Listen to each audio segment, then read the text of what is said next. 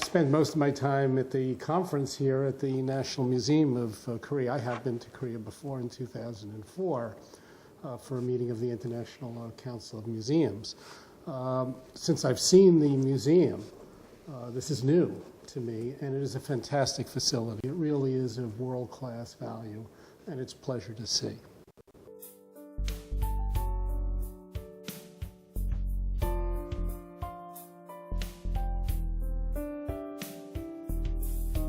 Well, the Smithsonian Institution is the National Museum of the United States, but it's also an international research organization. First and foremost, it takes care of 137 million things, specimens, artifacts, paintings, real treasures, not only of the United States, but of the world. So our primary responsibility within the museum is stewardship, taking care of these treasures so they're enjoyed for the next generation, and so they could be studied and researched so we can understand where we came from as human beings. The Smithsonian also works around the world. We're active in 130 countries, some in very major ways.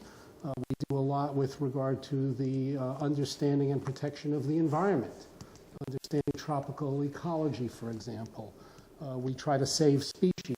We work with people on things like preserving pandas, preserving coral reefs around the world. So we do a lot in the biological sphere. We also do a good bit in the cultural sphere by helping people, training people, where we have some special expertise so that people can take care of their own heritage. Many people, hundreds of people come to the Smithsonian every year, scholars, conservators, to study at the Smithsonian, perfect their skills, and then go back home.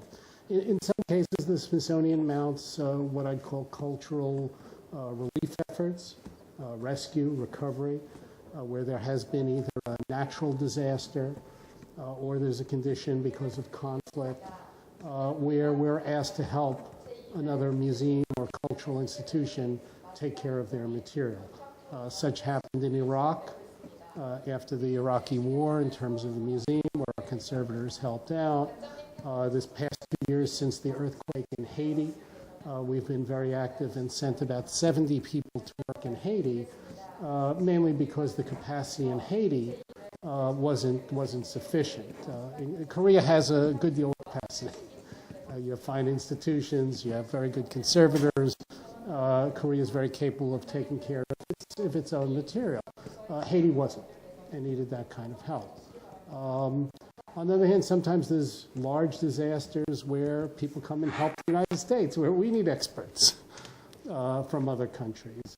And there may be a time when there's disasters in certain places where Korea needs help. So I think the idea is how can we each help each other take care of our own heritage, but also that of all of humanity. It's a big job.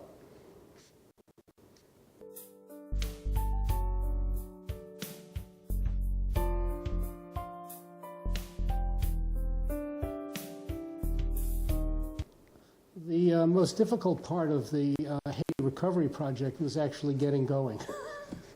To get going, you need various types of permission, various types of arrangements, both with the government of Haiti, with the various international authorities, and sometimes culture is not at the top of people's list. And certainly in the immediate aftermath of a disaster, the first and most important thing is to save lives. The second thing is to make sure that people have some shelter, some food, medicine, and treatment they need. But at some point, we look at culture because culture gives us the meaning for going on to live. They define who we are. And so sometimes you have to convince people that that's important. The Haitians knew it was important. It's some of the other authorities maybe not so sure. Once you're able to do that, the next thing is having the money and the resources to be able to mount a recovery effort. Just like we're very familiar in cases of disasters, earthquakes, and so on, where we see the pictures on the TV of the planes coming in, with the rescue dogs and teams coming in. Well, it takes money to be able to do that. And the same is true of culture. It takes money to get expertise, to get supplies in. And if you have to deal with archaeological sites or monuments, you need heavy equipment. So I think putting together the whole effort and getting started. Once you get started with an effort, people in the United States, in Korea, in Europe, around the world know what to do.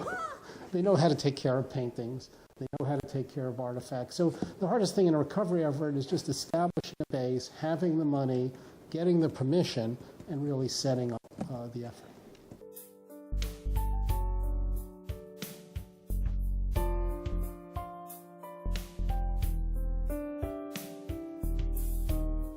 Well, I think if we're going to really protect cultural heritage in the future, we certainly note that we're facing increasing major natural disasters, whether that be due to climate change, volcanic activity, things like tsunamis and other things. There's more natural disasters these days, and that puts cultural heritage in jeopardy. Similarly, we have in many parts of the world conflict, where one country is in battle with another country, or one religious group is in battle with another religious group, and so on. That puts cultural heritage in danger. If there were peace on Earth, and if the Earth itself was very calm, cultural heritage wouldn't be in so much danger. But we're not there. So the most we can do is be prepared for those things. Be prepared for conflicts. Be prepared for national disasters. One, have plans in place. What are our emergency plans? So that if something bad happens, what can we do? The time to begin to plan is before the disaster, not after. Secondly, I think it's having a fund. I think there should be a cultural rescue fund, just like we have funds for medical treatment after disasters, just like we have campaigns and funds to send people food and clothing. We need a fund for culture so people can move very quickly in the days after a disaster to mobilize so they can save culture. The interesting thing about cultural heritage, it's absolutely unique and it's irreplaceable. Think about Korea. Think about the things that are totally unique. If they're gone, you can't replace them. They're gone forever.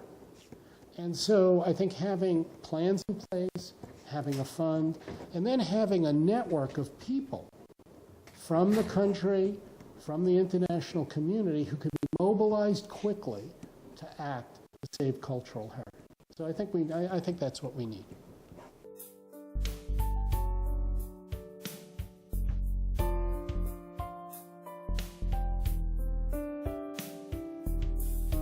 Well, look, I wish everybody, I wish there were more peace on Earth.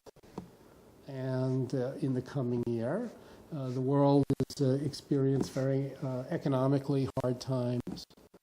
I think young people around the world are looking for opportunities.